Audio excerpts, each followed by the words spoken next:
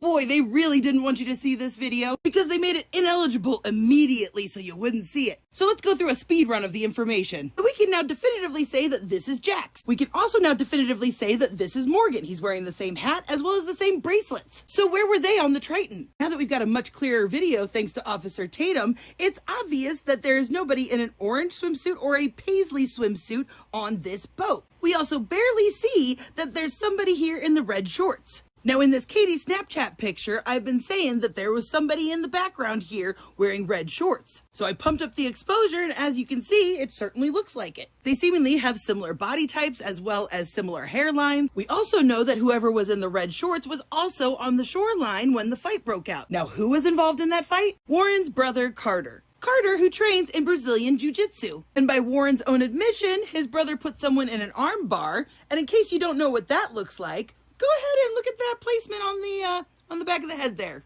Spot look familiar? Given Carter's height, build, body type, this looks like it could be him. But one blurry underexposed picture is not solid proof of anything, right? But we know Warren grabbed his younger brother and had him come over hang out with them on their boat as they were sinking or whatever. And it would be pretty bad for their case if this was Carter on the Triton and then on Katie's boat at 6 o'clock. But now my attention turns to this person who a lot of people think is Bart. But in his hand, he is holding a cell phone. So I thought, why would Bart jump from his boat to the other boat holding a cell phone when other people have cell phones in their hands while Wyatt is on the phone in the picture? So while I was trying to compare pictures of Bart to the person on the boat that I can't identify, I found this picture with him with a tattoo from about 2 years ago. And it wasn't until just today that I stopped looking at the tattoo and I started looking at his wrist. Because someone in the background of this picture has always stuck out to me because my instinct always was like, is that Bart? Bart seemingly has a pretty pronounced mullet as according to this picture. But this was definitely not on Bart's boat. I checked the seating and the covers, like it's not Bart's boat. Now I think you pretty much get where I'm going with this because then I remembered this bracelet. Pretty unique bracelet.